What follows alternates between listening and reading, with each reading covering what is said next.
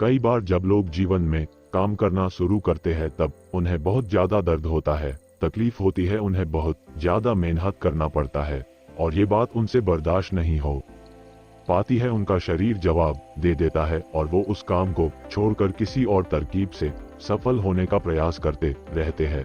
लेकिन याद रखिएगा, इस प्रकार से कोई भी व्यक्ति जीवन में सफल नहीं हो पाता है।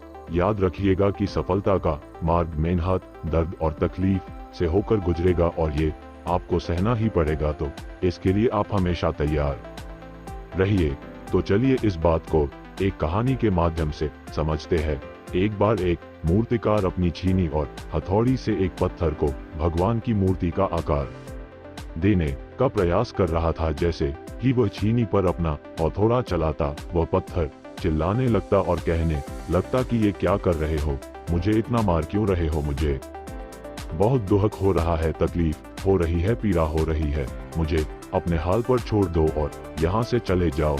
मूर्तिकार ने उस पत्थर से कहा, मुझे बहुत अच्छे से पता है कि तुम्हें बहुत ज्यादा दर्द हो रहा है, तकलीफ हो रही है और तुम बहुत ही ज्यादा पीड़ा में हो, लेकिन यदि आज तुमने इस दर्द को नहीं सहा, इस तकलीफ को नहीं सहा, तो जीवन भर तुम इसी प्रकार से पड़े रहोगे।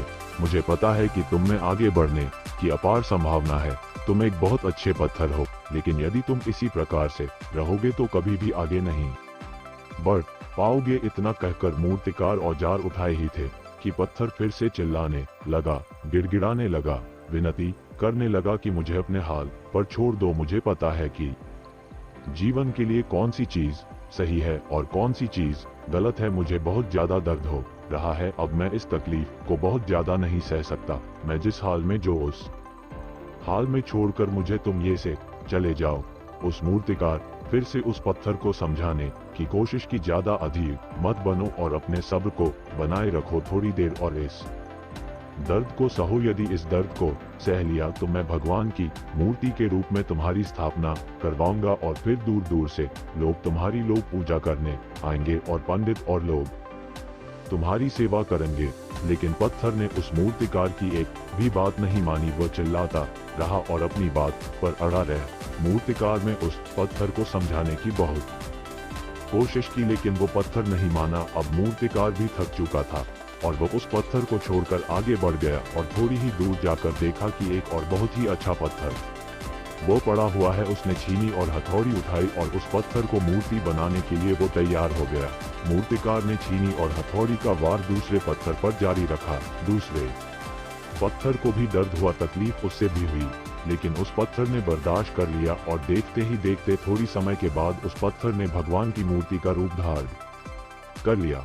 थोड़ी दिन बाद उस मूर्ति की एक मंदिर में स्थापना हो गई। धीरे धीरे करके लोग वो पूजा पाठ करने आने लगे, लोगों की मन्नतें वहां से पूरी होने लगी और वो मंदिर बहुत ही ज्यादा प्रसिद्ध हो गया।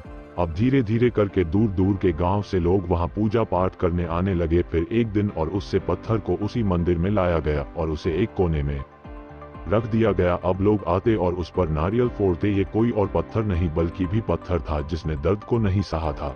अब वो पत्थर मन ही मन बहुत ज्यादा पछता रहा था, दुखी हो रहा था और अपने आप से कह रहा था कि काश मैंने उस दिन उस दर्द को, उस तकलीफ को सह लिया होता तो आज लोग मेरी भी पूजा करते।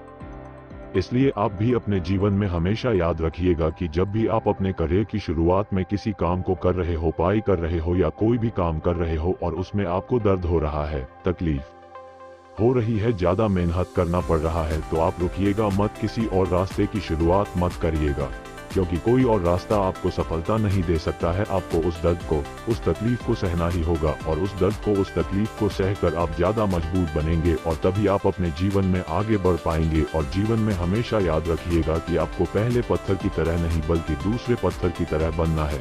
यदि ये कहानी आपको पसंद आई हो और इससे कोई सीख मिली हो तो अपने दोस्तों और अन्य लोगों के साथ शेयर जरूर करिएगा।